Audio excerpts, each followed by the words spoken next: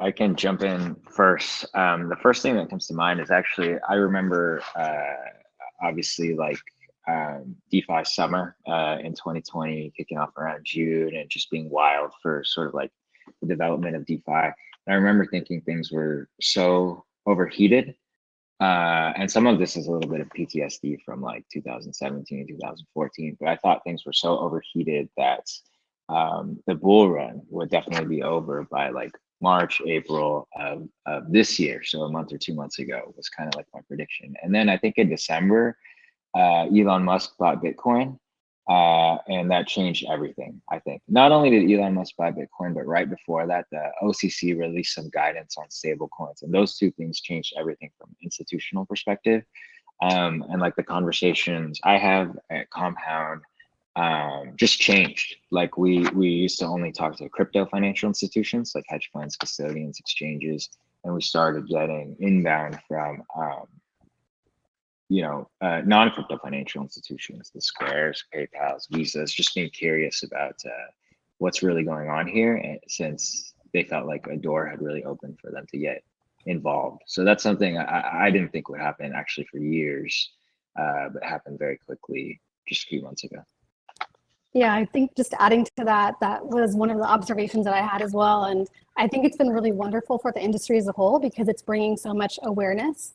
At Celo, we recently announced Deutsche Telekom joining the Alliance for Prosperity, which is amazing because it's one of the world's leading telecom companies that now is entering the space. And I think it's really great to see this evolve throughout the industry. I completely agree as well. The world space is growing. There's no sign of slowdown. And what I love about the current trend is that everybody is growing. Like the whole ecosystem is growing. There's new actors, there's new markets, several markets tailored to different actors in needs of with different needs.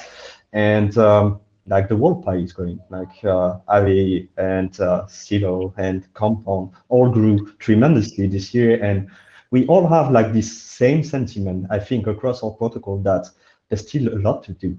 Like we've done a lot. I think the whole decentralized finance ecosystem definitely proves some product market fit. It grew from retail geeky guys with a dream, and now institutions are coming. We are talking with them every day, all of us.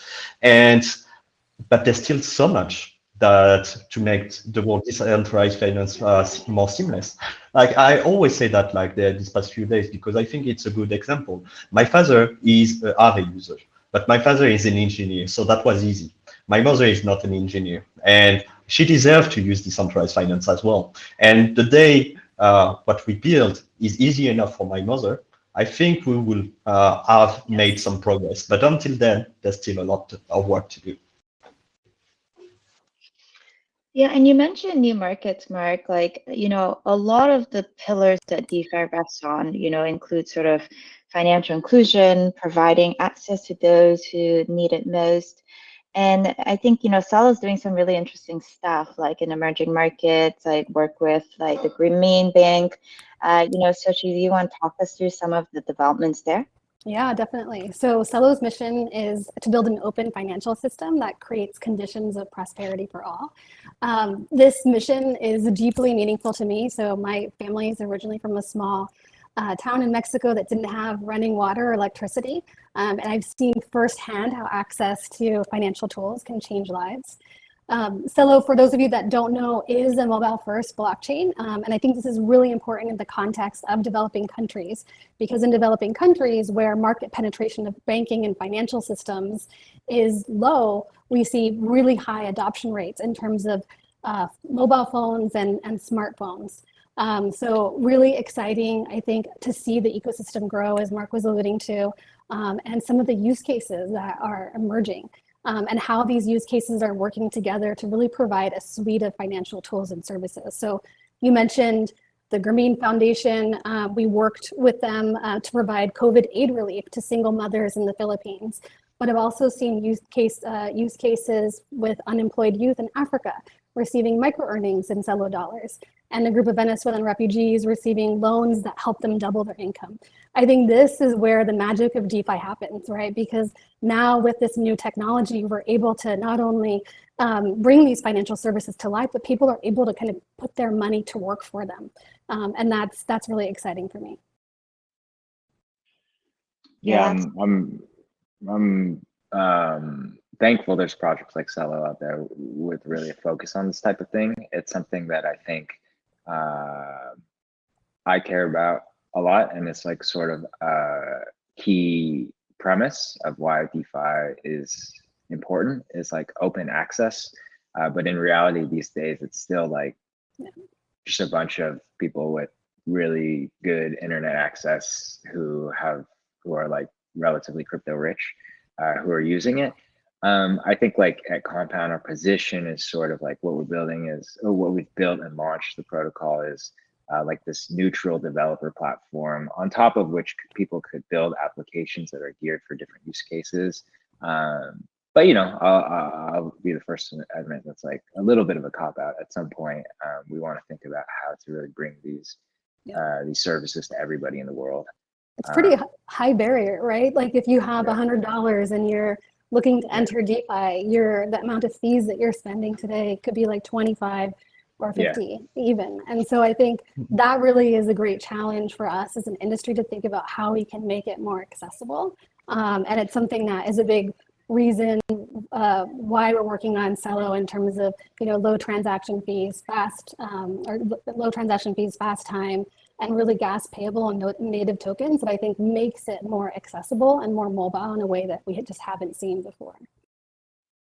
Yeah, I completely agree with that. I really believe that we can do any job in the world, and basically working DeFi is actually committing to working 16 hours a day every day, and we all do that. And look at our face, like we don't look like some people that spend 8 hours a day sleeping, but that's completely fine because we are not doing that to build an alternative finance just for the rich. And financial inclusion is inside the ethos of decentralized finance. It's at the core of that ethos. And what I really believe is that we are all working on that. Aave has deployed a market 20 days ago on the Polygon blockchain. So now if you have $100, you can basically use DeFi again. That was not the case since the DeFi summer of 2020 because the transaction fee were too high. But now if you have $100, you can go in one of the on-ramps inside the website, just use your debit card or a wire transfer, and then you can start earning interest directly on your funds. And I got so many private messages on social media, people saying I can use DeFi for the first time, or people saying finally I can go back to DeFi, especially the very large community from Argentina that was very active in DeFi in the early days. They can come back finally since we launched this kind of market. And I have to say, like the Celo chain, the Compound chain with the cash token that are definitely off my radar. I'm so happy that we are all working on this, and we are not just building something for the rich, not for 5-figure portfolio and more. We are building finance for everyone. Yeah, it's really interesting. I mean, even with MetaMask, like, you know, they released a study that, you know, in terms of their top 10 fastest growing countries, it's Indonesia, Vietnam, India, Nigeria, and all these people are using, you know, MetaMask for like not just DeFi, but really just like sort of basic like financial needs. They're so underserved, like, you know, by existing infrastructure. So I think that's something that we certainly take for granted, like, you know, in very developed worlds. And it's really interesting to see some other use cases pop up, like, you know, in other markets. And I think, you know, as we think about like sort of like people sort of who are new entrants, right? Certainly like institutional clients have been starting to take a look at DeFi, be it you know, interest in the global liquidity pool or interest in the high yields that they're seeing and hearing about. It's really hard for them to access DeFi at the moment, right? Like they can't really assess sort of counterparty risk.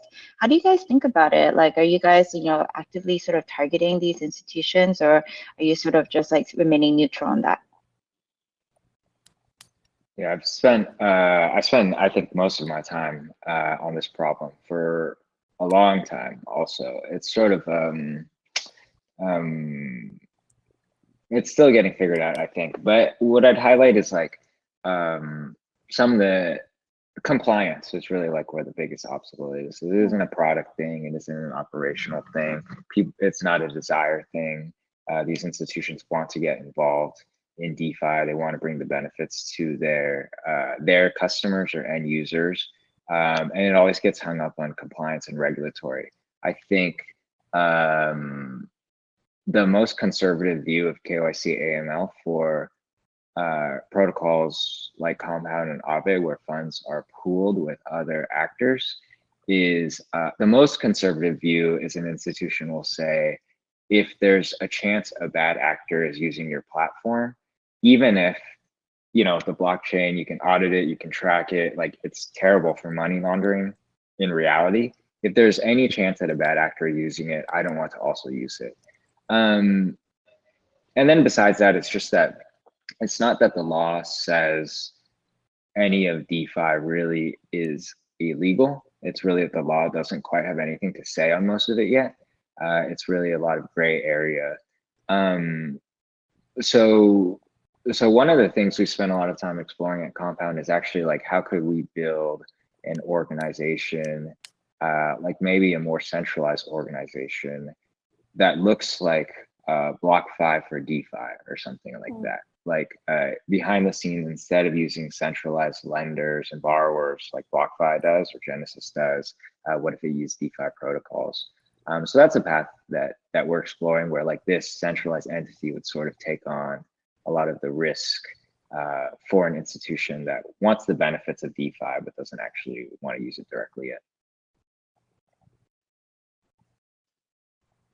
That's a very important point you're talking about, Calvin, because at the end of the day, it's not really about the regulation per se or the law, but a lot about the comfort zone.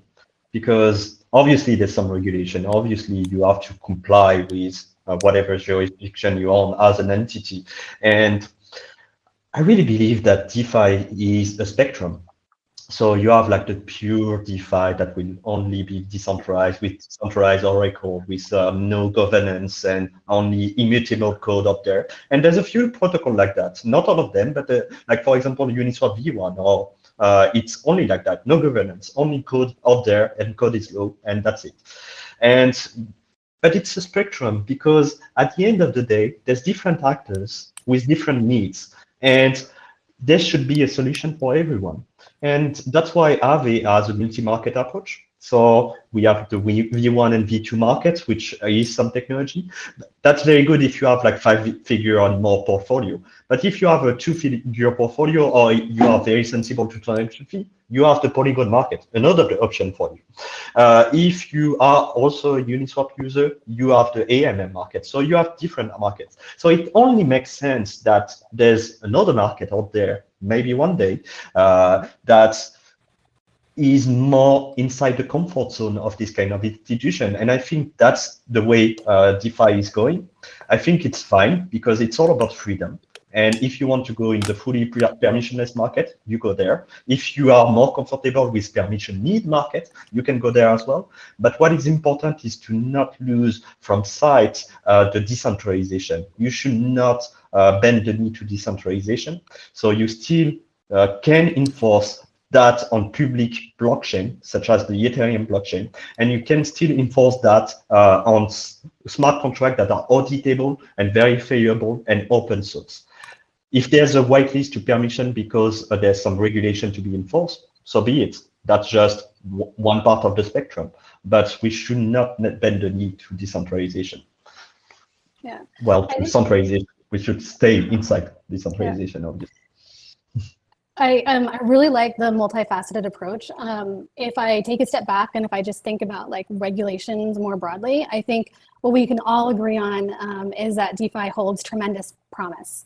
And I think like any area of crypto adoption, regulation crafted in the right way, that really takes advantages of the attributes of the blockchain technology can be a driver for mainstream adoption, not just at the individual level, but the institutions that we're talking about as well.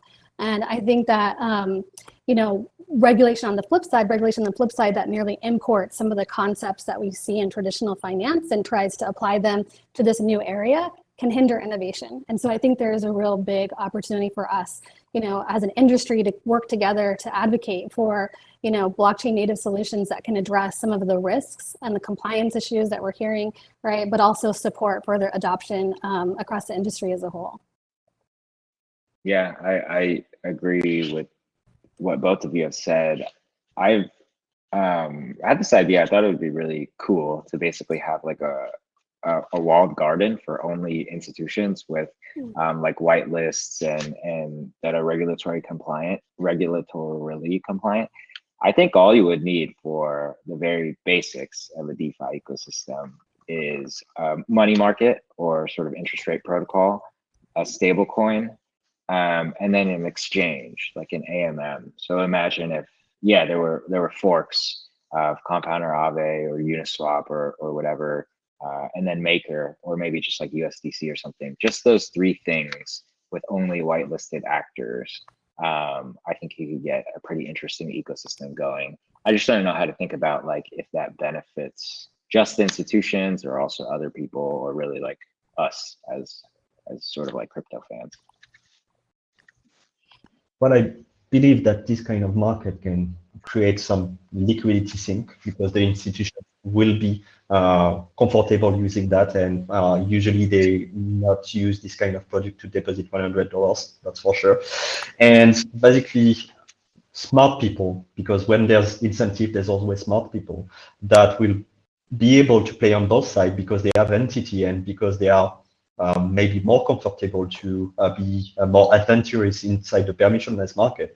With all the interest rate arbitrage opportunities, we'll be able to reach market equilibrium on interest rate, bring liquidity on the permissionless market. And I think it's a win-win situation. Yeah, I guess one concern that I have with like a lot of institutional adoption is that there are certainly some peculiarities of our space, like automatic liquidation, for example, doesn't really work for a lot of people, especially institutions, or like when you're dealing with a 24/7 market. And I mean, the worry is like, some institutions kind of like, maybe are not expecting the volatility, sort of wade into areas that they're not, they maybe sort of get blown up. And that's when the regulator sort of comes in, right? And I think a lot of, we're beyond the stage where this is a toy, and regulators around the world are like, trying to catch up, trying to figure out how to regulate this. Some I think will take a more like, constructive approach. Some will definitely take a little bit more of a conservative approach. Like, have you guys kind of seen this in your, given you're all sort of global, do you see regional differences, and how do you guys sort of deal with regulators?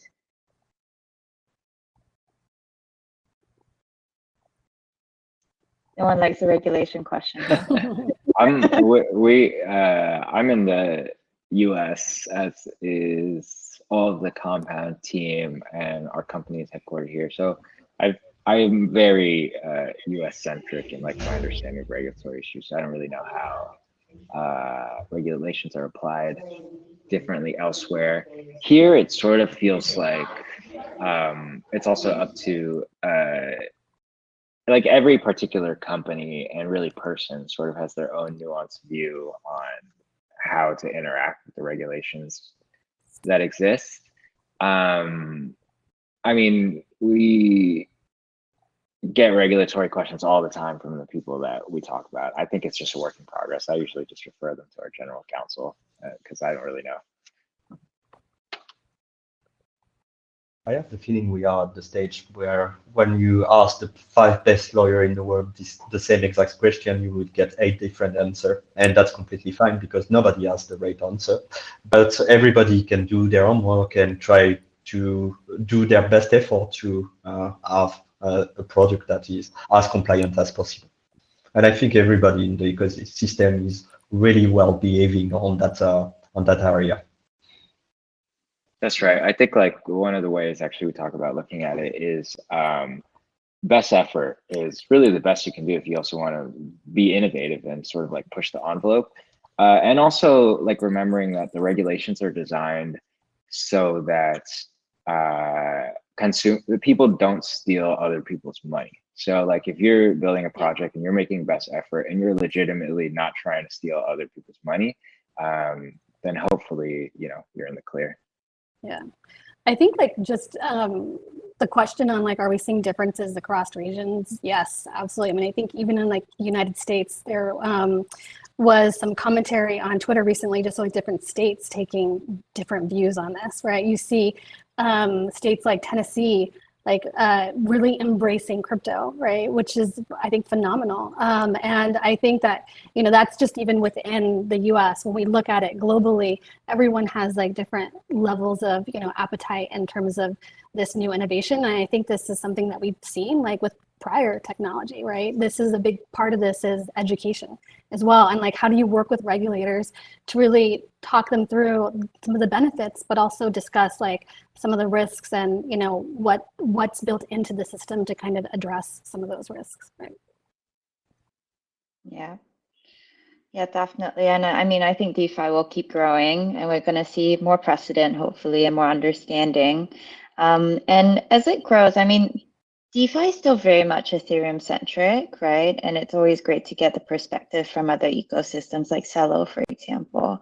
And, what are you guys seeing on other protocols, and Calvin, especially with Compound, like, having Compound Cash, like, and the gateway blockchain, how are you guys sort of thinking about like the proliferation of like DeFi and other ecosystems? Yeah, when we first started working on Gateway, probably about 6 or 8 months ago, there wasn't very much activity or even interest in other chains, and that's really changed today. There's a ton of interest in other chains, whether it's Polkadot, Solana, Cosmos, Celo, Polygon, XDAI, whatever. And I think we were a little bit, like at the time, we were basically like, okay, what if we tried to create multi-chain compound? What would that look like? That was kind of the original question that we asked, and we designed Gateway with Cash, which actually looks a little bit more like Maker, like cross-chain Maker, as this value transfer unit. And I think like our timing was just, maybe we're partly good, maybe we're mostly lucky, in that like the timing now where Gateway is probably a couple months out, very vaguely. And now we're really we're living in a multi-chain world, and hopefully Gateway can connect to all of those different chains, sort of help bridge them together with Cash as a core value transfer unit across all of those. It's exciting. I think we're kind of lucky to skate to where the puck has gone. Yeah, and I think from a Celo perspective, cross-chain communications or that are fast and affordable, I think it's crucial to the wide mainstream adoption. And at our last Connectgo, which was our community all hands, James Prestwich announced Optics, which is a gas-efficient interoperability standard for cross-chain communication. And what's really interesting about it is that instead of a one-to-one relationship, it's actually this one-to-many, which means adding new chains is easy. I think this is where we're going to see is like really break down a lot of the barriers or boundaries that we see between chains, where you can see these communities come together to really dream, design, and develop kind of powerful new decentralized applications together. And I think it's really exciting. Well, it's the Editorial Summit, so I have to say it. I'm an Ethereum enthusiast since day one. And of course, Ethereum Layer 1 is here to stay. But there's going to be, and there's already some activity outside of the Ethereum Layer 1, in sidechain, commit chain, it's alternative chains, and whatever we want to call it. What I really love is that the Ethereum technology is almost everywhere out there. So you go to BSC, tremendous success at the end of last year and early this year. That's the EVM, that's the Ethereum technology. You go to Polygon, that's the Ethereum technology.